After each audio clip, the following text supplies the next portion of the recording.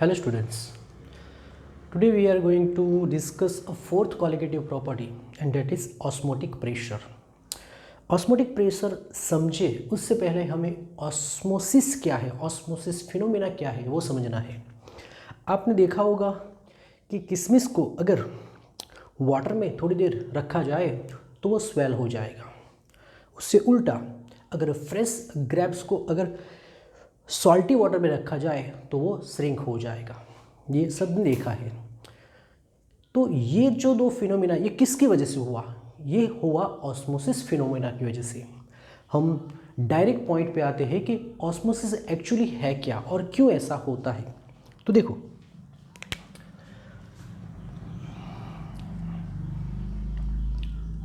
हमने एक कंटेनर में एक मेम्ब्रेन रख दिया। ये एक मेम्ब्रेन है, सेमी परमेबल मेम्ब्रेन।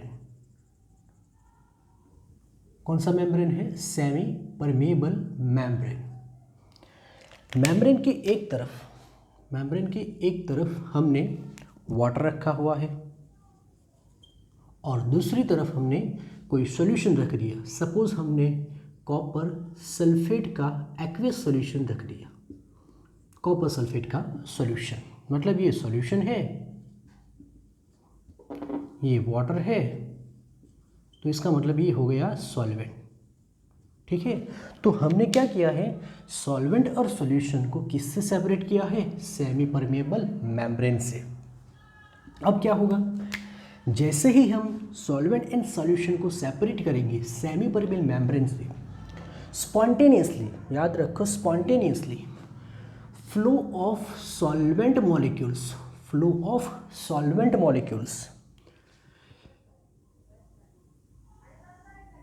कहाँ से सॉल्वेंट टू सॉल्यूशन चालू हो जाएगा, ये डायरेक्शन में।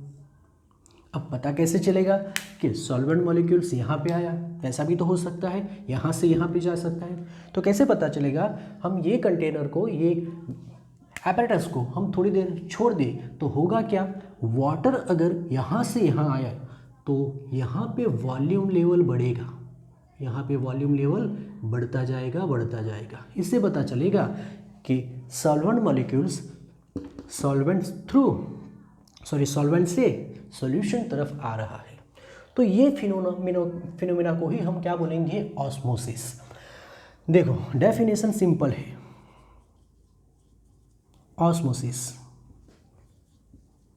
when solvent and solution are separated by semi-permeable membrane, then क्या होगा, जब हम सॉल्वेंट और सॉल्यूशन को सेमी परमेबल मेम्ब्रेन से अलग करेंगे तो क्या होगा, then solvent molecule will flow through membrane. किसका फ्लो चालू हो जाएगा? सॉल्वेंट मॉलिक्यूल का। कौन से डायरेक्शन में? Solvent to solution. membrane from solvent to solution. This phenomena is known as osmosis. This process is known as osmosis. ठीक है, तो फिर से सॉल्यूशन के मॉलिक्यूल, सॉल्वेंट के molecules solvent to solution flow करेंगे। चलो ये तो बात हो गई कि सॉल्वेंट और सॉल्यूशन की, लेकिन ऐसा भी तो पॉसिबल है कि दोनों तरफ सॉल्यूशन ही हो।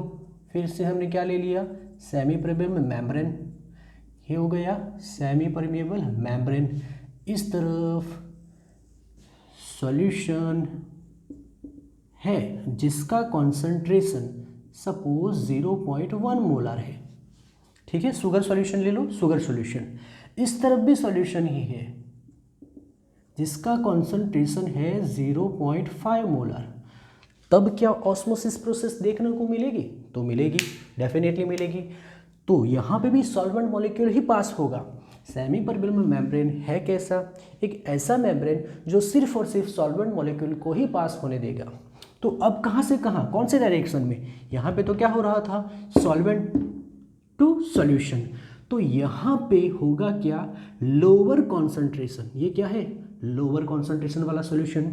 तो यहाँ पे भी फ्लो तो चालू होगा, कौन से डायरेक्शन में, lower concentration to higher concentration.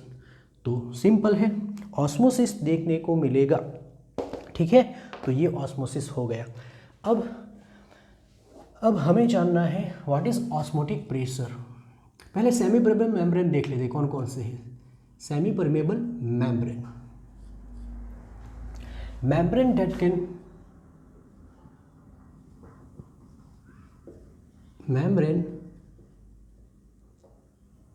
that can allow to pass solvent molecules, but किसको पास होने देगा, सॉल्वेंट को। किसको रोकेगा, किसको हिंड्रेट करेगा, तो solute molecules, but hindered solute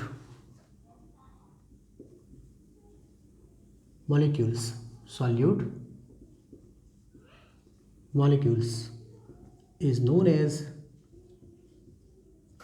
semi permeable membrane, ठीक है। ऐसा मेम्ब्रेन कि जो सिर्फ और सिर्फ किसको पास होने दे, सॉल्वेंट मॉलिक्यूल्स को, क्योंकि साइज में सॉल्वेंट मॉलिक्यूल्स कम होते हैं जबकि सॉल्यूट के पार्टिकल थोड़े साइज में ज़्यादा होते हैं। कौन कौन से हैं, तो पार्चमेंट पेपर,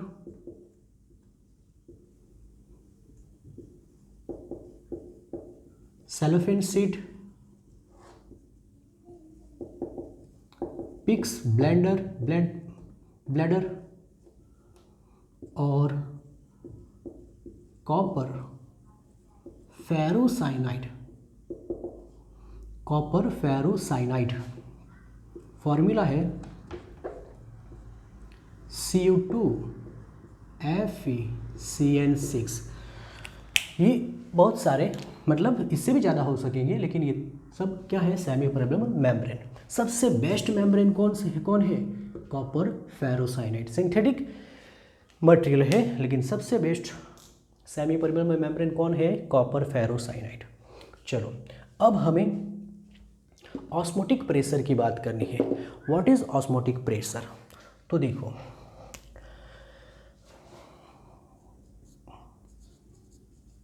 ऑस्मोटिक प्रेशर, ठीक है। चलो फिर से देखो, यहाँ पे छोटी सी एक फिगर फिर से ड्रॉ कर दी।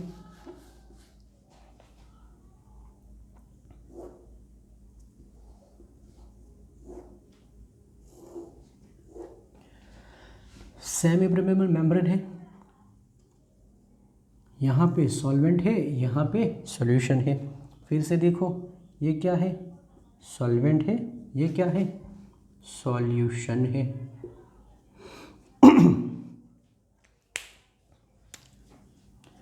ठीक है, चलो देखो, अब थोड़ा ध्यान से देखो। सोचो कि अभी प्रोसेस स्टार्ट नहीं हुई है, तब ये जो दोनों सरफेस है वो किसके प्रेशर के अंडर में है, तो एटमॉस्फेरिक प्रेशर। यहाँ पे भी प्रेशर कितना होगा, एटमॉस्फेरिक प्रेशर जितना। सपोज जिसे हम एटमॉस्फेरिक प्रेशर है तो पी एटमॉस्फेयर लिख देते हैं, ये भी किसके अंडर पे होगा, एटमॉस्फेरिक प्रेशर के अंडर में। ठीक है, क्योंकि ओपन सरफेस है। अब क्या होगा, हमने पढ़ा था कि जैसे ही हम अलग करेंगे फ्लो चालू हो जाएगा। अब सोचो, मुझे ये फिनोमिना, ये प्रोसेस रोकनी है, इसको स्टॉप करना है तो कैसे करेंगे ये इसको स्टॉप करने, ये फ्लो को स्टॉप करने के लिए मुझे यहाँ पे ये सॉल्यूशन साइड कुछ प्रेशर लगाना पड़ेगा ताकि उसका वॉल्यूम बढ़े नहीं। वॉल्यूम को बढ़ने से रोकेंगे, जब ये रोकेंगे, इसको रोकेंगे तो यहाँ से मॉलिक्यूल्स यहाँ आना बंद हो जाएंगे। तब मुझे क्या करना पड़ेगा कि इस साइड पे प्रेशर, एक्सटर्नल प्रेशर लगाना पड़ेगा। थोड़ा लगाऊंगा, चलो थोड़ा मैंने प्रेशर लगाया तो थोड़े मॉलिक्यूल्स आना बंद होंगे, फिर थोड़ा और प्रेशर बढ़ा दिया तो और थोड़े आना बंद हो गए। ऐसे करते करते करते हम इतना प्रेशर यहाँ पे लगा दें कि ये फ्लो स्टॉप हो जाएगा। तो वो जो एक्सटर्नल प्रेशर है जिसे हम पाई से डिनोट करेंगे, उसी प्रेशर कि जिसकी वजह से ऑस्मोसिस फिनोमिना स्टॉप हो गई, उसी प्रेशर को बोलेंगे ऑस्मोटिक प्रेशर। तो फिर से external pressure that applied on solution side, कहाँ पे हमें लगाना है? सॉल्यूशन साइड, नहीं कि solvent side. External pressure that applied on solution side which prevent osmosis phenomena is known as osmotic pressure। तो सिंपल डेफिनेशन हो गई। चलिए साफ कर देते हैं।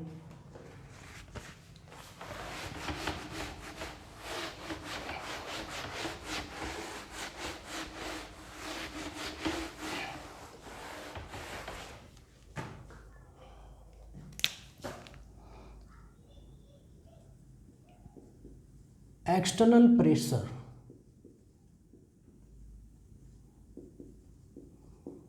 that applied on solution side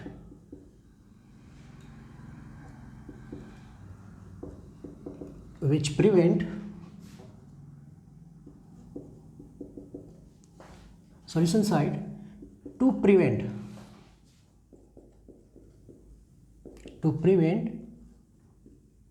osmosis phenomena is known as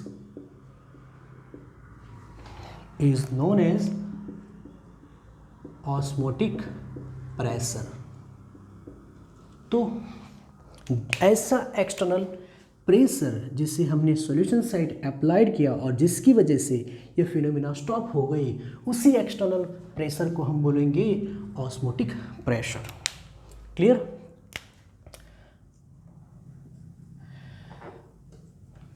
osmotic pressure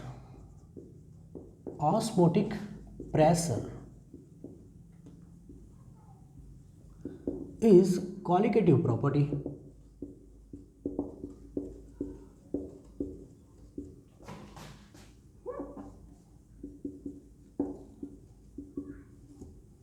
और क्या होती है qualitative property?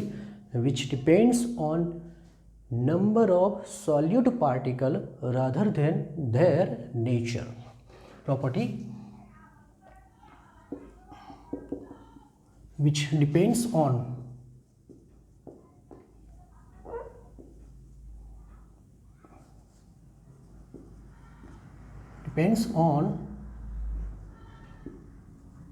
number of solute particle rather than their property।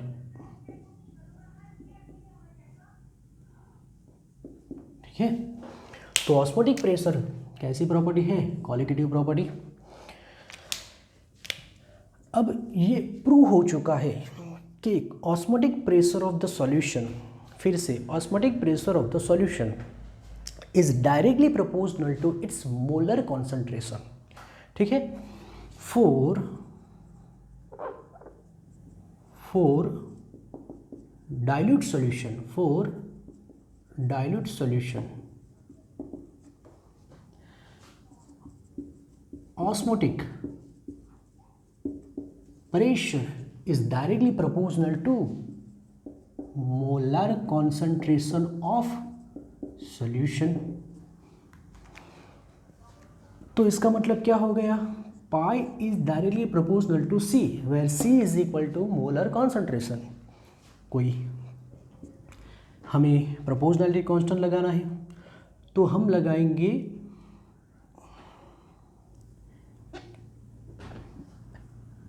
Pi is equal to C R T. हमने प्रोपोर्शनलिटी कांस्टेंट क्या रख दिया है, R, क्योंकि pi is proportional to T, temperature पे भी डिपेंडेबल है, तो फिर हमने सी आर टी लगा दिया। ठीक है, तो ये तो हो गया फॉर्मूला।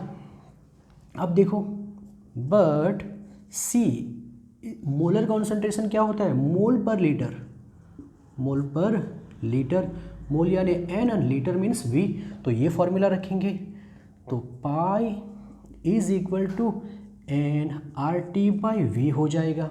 तो ये एक फॉर्मूला हो गया।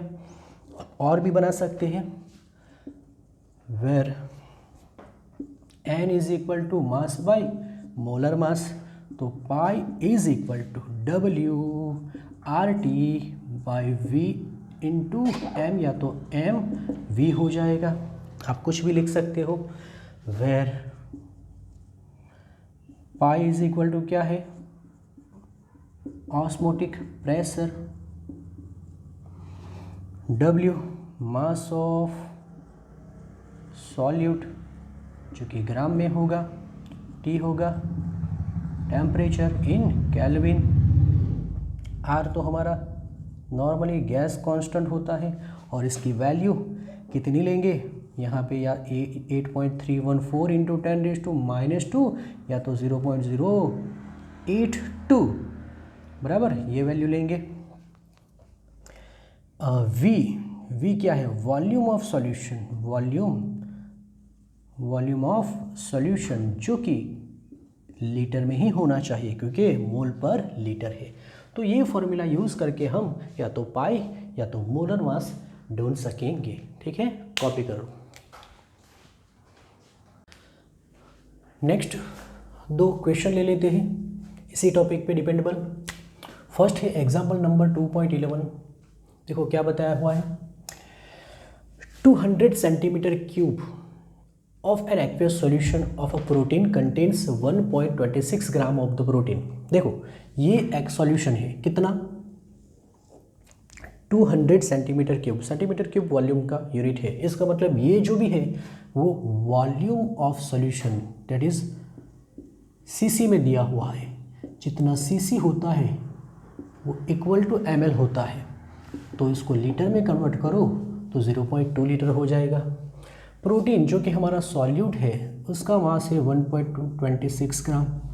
तो osmotic pressure of such solution at 300 kelvin temperature is found to be, osmotic pressure कितना मिला है, 2.57 into 10⁻⁻3। So calculate the molar mass. कैसे करेंगे, क्या फॉर्मूला था, पाई इज इक्वल टू, एक ही फॉर्मूला याद रखना है, C R T, what is C, C is equal to n by V R T, what is n, n is equal to W by M, so W R T by M V हो जाएगा। हमें M ढूंढना है तो M is equal to क्या हो जाएगा, W R T by pi V. चलो वैल्यू रखेंगे, डब्ल्यू 1.26, आर की वैल्यू कितनी लेनी है, तो देखो आर यहाँ पे प्रेशर हमें बार में दिया है तो आर की वैल्यू भी बार में ही होनी चाहिए। वो 8.314 इंटू 10⁻⁻² बार इंटू लीटर पर केल्विन पर मोल होगा, तो उसे हम 0.08314 भी लिख सकते हैं। टेम्परेचर कितना हो गया 300, प्रेशर कितना दिया हुआ है, ऑस्मोटिक प्रेशर 2.57 इंटू 10⁻⁻3। ये आंसर 61.022 के आसपास होगा, 10⁻³ ऊपर जाएगा +3, तो आंसर 61022 ग्राम पर मोल। कैलकुलेट करके देख लेना, अगर आप 0.0834 लेंगे तो थोड़ा बहुत डिफरेंस आएगा। तो ये आपका आंसर। नेक्स्ट क्वेश्चन क्या है, calculate the osmotic pressure in pascal. तो हमें ऑस्मोटिक प्रेशर ढूंढना है और वो भी पास्कल में। देखो पास्कल में ढूंढने के लिए बोला है। Exerted by a solution prepared by dissolving 1.0 gram of polymer, जो भी कंपाउंड है उसका मास दिया हुआ है 1.0 ग्राम ऑफ मोलर मास, उसका मोलर मास भी कितना है 1,85,000 gram per mole in 45 ml of solution. इसका मतलब वॉल्यूम ऑफ सॉल्यूशन कितना है 450 ml and that is 0.45 litre हो जाएगा। ठीक है, अब बताओ पास्कल में कैसे ढूंढोगे? हमें तो पास्कल में ढूंढना नहीं आता, क्यों कि हमारे पास आर की वैल्यू पास्कल में नहीं है। फिर भी एक काम करते हैं, हम आर की वैल्यू बार में तो जानते हैं ना, है कि नहीं। 8.314 कितना होता है बार लीटर, फिर केल्विन एंड मोल। तो एक काम करो, पहले हम बार में ही पाई की वैल्यू ढूंढ लेते हैं, बाद में देखेंगे पास्कल में कैसे कन्वर्ट करेंगे। Pi is equal to WRT by MV, W 1 R 8.314 into 10⁻²। Temperature देखो, टेम्परेचर दिया हुआ है 37 सेल्सियस बराबर कितना हो जाएगा 273, कितना हो जाएगा 310 केल्विन। तो ये हो गया 310 केल्विन। मोलर मास 185,000 इंटू 0.45 बराबर। ये आप कैलकुलेट करोगे तो आंसर 0.003096 के आसपास होगा, देख लेना बराबर। तो ये कौन सी यूनिट में आंसर है? बार में 1 2 3 4 3, एक काम करते हैं 1 2 3 4 5 30.96 इंटू 10⁻⁻5 बार होगा कि नहीं होगा? तो ये बार में आया। अब पास्कल में कन्वर्ट करेंगे। देखो 1 bar is equal to 10⁻⁵ pascal होता है। तो फिर हमें इसको पास्कल में कन्वर्ट करने के लिए क्या करना पड़ेगा? 10⁵ से मल्टीप्लाई करना पड़ेगा। ये तो ये कैंसिल हो गया, तो क्या बचा 30.96 पास्कल। तो ये आपका आंसर, ठीक है, कॉपी करो। नेक्स्ट है, ये टर्म है जो हमें एक्सप्लेन करनी है, आइसोटोनिक, हाइपरटोनिक एंड हाइपोटोनिक। तो देखो फर्स्ट क्या है आइसोटोनिक। ठीक है, अभी हमने देखा कि ऑस्मोसिस फिनोमेना कहाँ पे देखने को मिलेगा, एक तरफ सॉल्वेंट होना चाहिए, एक तरफ सॉल्यूशन होना चाहिए, या तो फिर दोनों तरफ सॉल्यूशन हो तो दोनों के कॉन्सेंट्रेशन में डिफरेंस होना चाहिए। लेकिन अगर ऐसा हो कि दोनों तरफ सेम कॉन्सेंट्रेशन वाला सॉल्यूशन हो, तब क्या फिनोमेना देखने को मिलेगा? तो नहीं बराबर। जैसे कि हमारे पास एक तरफ 0.1 मोलर NaCl सॉल्यूशन है और एक तरफ 0.2 मोलर ग्लूकोज सॉल्यूशन है। अब देखो यहाँ पे देखने को तो कॉन्सेंट्रेशन अलग अलग मिलेगा, लेकिन एक्चुअली हमने अभी देखा कि osmotic pressure is a qualitative property which depends on number of solid particle. तो अगर यहाँ पे आप देखोगे तो Na plus and Cl minus अलग होकर 2 टाइम्स बन जाएगा, तो सॉल्यूशन कॉन्सेंट्रेशन कितना हो जाएगा 2 cross 0.1 which is equal to 0.2। So यहाँ पे concentration of solute particle same है। तो यहाँ पे आपको ऑस्मोसिस फिनोमिना देखने को नहीं मिलेगा, यहाँ पे सॉल्वेंट के मॉलिक्यूल्स फ्लो नहीं करेंगे। तो ऐसे सॉल्यूशन जिसका ऑस्मोटिक प्रेशर क्यों नहीं करेंगे? क्योंकि दोनों का ऑस्मोटिक प्रेशर कैसा है? सेम है। तो ऐसे सॉल्यूशन जिसका ऑस्मोटिक प्रेशर सेम हो उसी को बोलेंगे isotonic solution. Two solution having same osmotic pressure are known as isotonic solution। ठीक है, आइसोटोनिक सॉल्यूशन कब देखने को मिला? जब number of solute particle same है। अब सोचो, अब थोड़ा देखो, थोड़ा ध्यान से देखो कि अगर number of solid particle same है तो इसका मतलब कि उसके ऊपर वेपर भी सेम होगा, पढ़ा था हमने, है कि नहीं? तो it has same vapour pressure, sorry both have same vapour pressure. तो ऑस्मोटिक प्रेशर भी सेम और वेपर प्रेशर भी सेम। एग्जाम्पल क्या है ये तो हमने बता ही दिया, लेकिन osmotic pressure of blood cell fluid, blood के सेल का जो फ्लूइड होता है उसका osmotic pressure is equivalent to, उसका osmotic pressure 0.9 weight by volume, 0.9% weight by volume NaCl के साथ सेम होता है। इसका मतलब ब्लड सेल के फ्लूइड का ऑस्मोटिक प्रेशर और ये सेम हो गया, तो ये दोनों एक दूसरे के क्या हो गए? Isotonic. This solution is known as normal saline solution. ये जो सॉल्यूशन होता है उसे नॉर्मल सेलाइन सॉल्यूशन कहेंगे और इसको डायरेक्ट हम बॉडी में, नर्व में, डायरेक्ट बॉडी में इंजेक्ट कर सकेंगे। अगर कॉन्सेंट्रेशन यहाँ का वहाँ हुआ तो प्रॉब्लम क्रिएट हो जाएगा, ठीक है? तो ये हो गया आइसोटोनिक। नेक्स्ट टर्म है कौन सी? हाइपरटोनिक।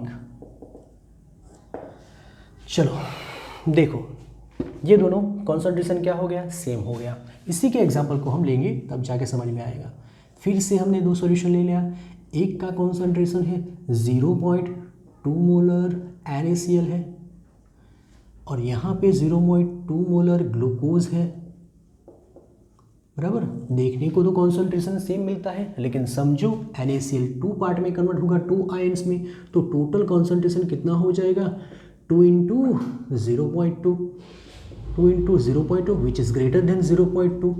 तो क्या हुआ कि NaCl का कॉन्सेंट्रेशन, NaCl सॉल्यूशन का कॉन्सेंट्रेशन ज़्यादा है, तो जिसका कॉन्सेंट्रेशन ज़्यादा उसका ऑस्मोटिक प्रेशर ज़्यादा। तो यहाँ पे ये सॉल्यूशन हो गया हमारा, ये सॉल्यूशन क्या हो गया?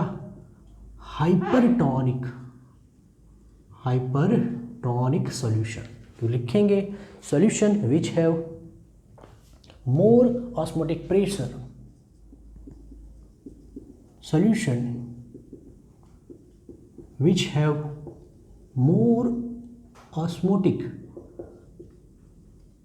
pressure is known as hypertonic solution। ठीक है, अब तो समझ में आया होगा। एग्जाम्पल लिखना हो तो क्या लिखेंगे? अगर 0.9 से कॉन्सेंट्रेशन बढ़ा दो, जैसे 0.92 कर दो, तो क्या होगा? इसका कॉन्सेंट्रेशन बढ़ा मतलब इसका ऑस्मोटिक प्रेशर बढ़ा। तो 0.92% weight by volume NaCl solution is hypertonic as compare to blood cell fluid. तो ब्लड सेल फ्लूइड के कंपैरिजन में ये हो गया हमारा हाइपरटोनिक, ठीक है। नेक्स्ट टर्म क्या है? हाइपोटोनिक। हाइपोटोनिक फिर से अब तो आपको समझ में आ गया, ये अगर क्या बना, इसका ऑस्मोटिक प्रेशर हाई है तो ये बना हाइपरटोनिक, तो इसका ऑस्मोटिक प्रेशर कम होगा तो ये बन जाएगा हाइपोटोनिक। तो सिंपल है, जिसका ज़्यादा वो हाइपर है, जिसका कम वो हाइपोटोनिक, ठीक है। तो क्या लिखेंगे? Solution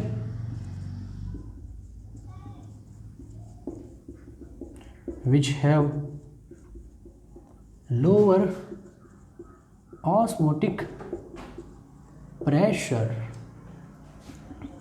is known as hypotonic solution। इसका एग्जाम्पल क्या लिखेंगे, इसको ही बना देंगे।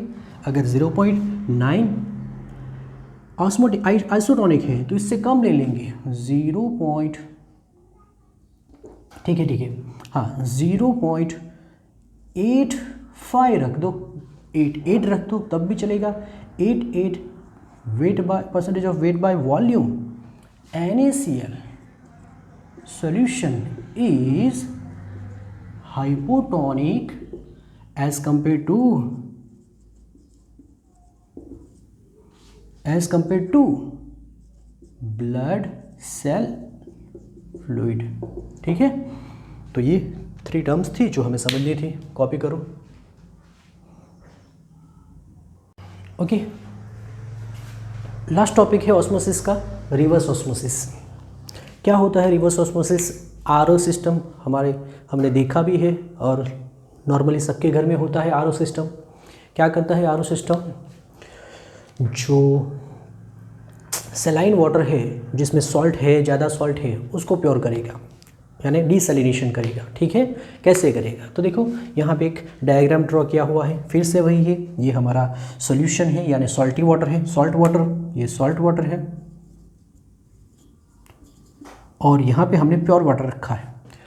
सेमी परमेबल मेम्ब्रेन होगा, फिर से वही प्रोसेस है। नॉर्मली होता क्या है, जब तक आप एक्सटर्नल प्रेशर अप्लाइड ना करो तब तक सॉल्वेंट मॉलिक्यूल्स फ्लो करेंगे किस तरफ? सॉल्यूशन की तरफ। ठीक है, लेकिन देखो यहाँ पे मैंने एक पाइप रखा, यहाँ पे प्रेशर हमें अप्लाइड करना है, एक्सटर्नल प्रेशर। चलो देखो, हम एक्सटर्नल प्रेशर P एक्सटर्नल बढ़ाते जाएंगे तो आपको समझ में आता था कि ये फ्लो धीरे धीरे कम होता जाएगा। एक टाइम आएगा कि फ्लो करना बंद हो जाएगा। उसी एक्सटर्नल प्रेशर को हम क्या बोलते थे? ऑस्मोटिक प्रेशर, बराबर, जिसे हम पाई से डिनोट करते थे। अब सोचो अगर पाई से ज़्यादा हमने एक्सटर्नल प्रेशर लगा दिया, मतलब कि एक्सटर्नल प्रेशर ऑस्मोटिक प्रेशर से भी ज़्यादा है, तब क्या होगा? तब प्रोसेस उल्टी हो जाएगी। पहले solvent flow solvent to solution, solvent molecules का फ्लो सॉल्वेंट टू सॉल्यूशन था। अब क्या होगा? यहाँ पे भी तो सॉल्वेंट मॉलिक्यूल होंगे, यहाँ पे सॉल्वेंट मॉलिक्यूल्स होंगे और साइज़ में बड़े ऐसे सॉल्ट के मॉलिक्यूल्स भी होंगे। सॉल्ट के मॉलिक्यूल्स तो मेम्ब्रेन पास नहीं कर सकेंगे, लेकिन ये जो सॉल्वेंट यानी कि वाटर के जो मॉलिक्यूल्स होंगे, एक्सटर्नल प्रेशर पाई से ज़्यादा है, अब फ्लो उल्टा हो जाएगा, यहाँ से यहाँ तक, मतलब सॉल्यूशन से सॉल्वेंट तरफ आएगा, मतलब डायरेक्शन रिवर्स हो गई। आएंगे कौन? वाटर के ही मॉलिक्यूल, सॉल्वेंट के ही मॉलिक्यूल। तो इस तरह से हम सेलाइन वाटर से प्योर वाटर को सेपरेट कर सकेंगे। तो ये प्रोसेस हो गई हमारी रिवर्स ऑस्मोसिस। ठीक से समझो, हमें एक्सटर्नल प्रेशर कहाँ पे लगाना है? फिर से वही सॉल्यूशन साइड। कितना? तो ऑस्मोटिक प्रेशर से ज़्यादा ही होना चाहिए। नॉर्मली ये प्रोसेस बहुत स्लो होती है। तो क्या लिखा है देखो, if a pressure larger than osmotic pressure is applied to the solution side, the direction of osmosis can be reverse हो सकेगी। Now the pure solvent flow out of the solution through the semi-permeable membrane and this phenomena is known as reverse osmosis। तो reverse osmosis कहाँ पे use होता है? Desalination of water. Normally cellulose acetate porous material है जो कि as a membrane use होता है, आपने देखा भी होगा। ठीक है,